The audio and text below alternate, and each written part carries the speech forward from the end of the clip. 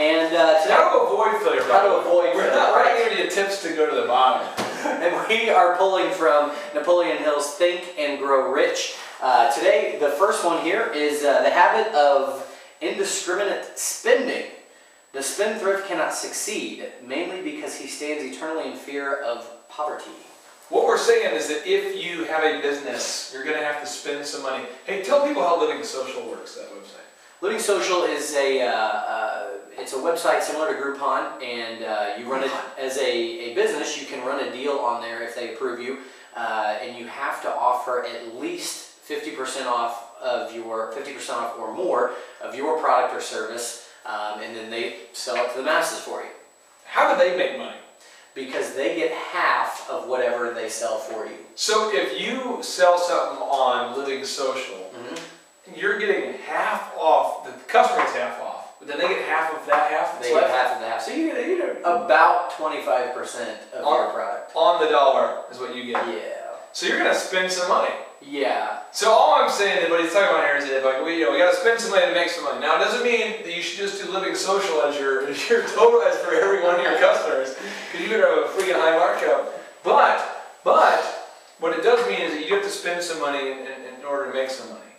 This week I bought myself an HP computer, and HP apparently is going to stop making computers, so I almost got like some kind of a nostalgic memorabilia from HP. But bought a computer, and I got to spend money in order to do some computing to make some money. So, but it doesn't mean that the whole idea is don't be fearful of spending your dime. Don't be worked up about it and so fearful that you're refusing to spend money on anything.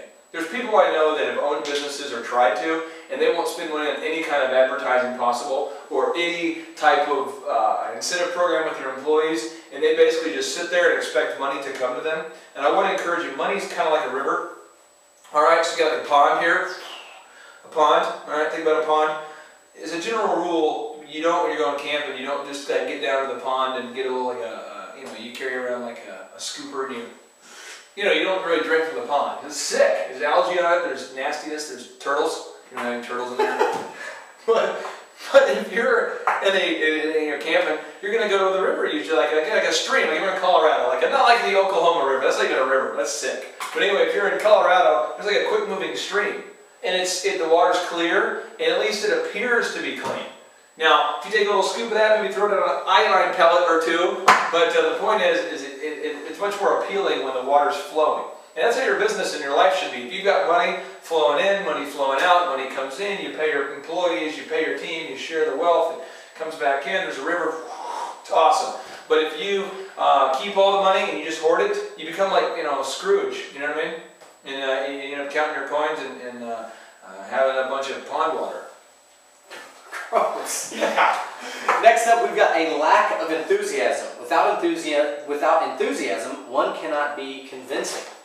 All he's saying is if you're not excited about what you're doing, no one else gives a crap at all. Just have some passion. Come on. If you like your kid, if you have kids, I was in the car yesterday with my kids, and I'm always messing with my daughter, just telling her crazy stuff that's not true, just to test her. And then she's always like, "Dad, you're joking," But if I'm not joking with a passion, it's not funny.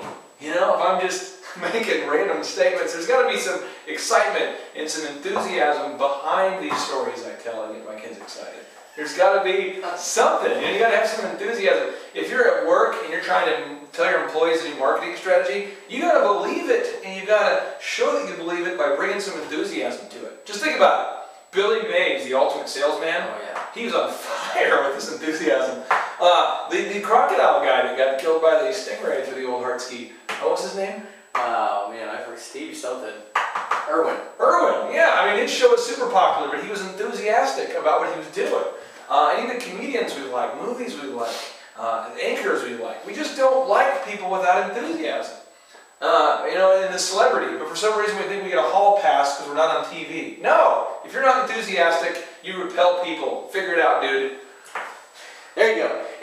The next one here is the inability to cooperate with others. More people lose their positions and their big opportunities in life because of this fault than for all other reasons combined. Basically, if you always are worried that people at your office are stealing your pen, where's my pen? Why would you steal my pen? If you're freaking out that people want to steal your stapler, if you're thinking people are always trying to steal money from you, if you think people are always staring you down, and you got these issues, people don't want to work with you. I mean, one, you're kind of like a conspiracy theorist, you probably need to lay off the pot. But then the other thing is that just people don't want to work with people that don't look like they want to cooperate with others. You've got to find a way. And if you're like, I just don't deal well with people, then you're an alien, man. You got to get to another planet. Because on other planets, that kind of system works great. But on the planet Earth, where we are at, you're going to have to be able to cooperate with humans in order to get ahead. Right? Right. So true. So there you go. You can always leave your questions and comments on our Facebook page or YouTube channel. You can email Clay directly at clay@makeyourlifeepic.com. Clay, 30 seconds into off, what do you have for us today? I'll tell you this. I am excited about life. I'm excited about this week. I'm excited about your week. And I hope that you are as excited about your week as I am for you. This week for you has a unique opportunity to be the big turning point. You can really decide to turn on the jets and to get excited about your life and to reject mediocrity and just to aim high. Or you can decide right now to just accept being at the bottom and being cynical and being negative and irritating the hell out of your wife. So I encourage you to get motivated, to get excited, and to take charge of your life, to be the captain of your own ship, because we're here to help you. We can't help you if you don't know where you want to go.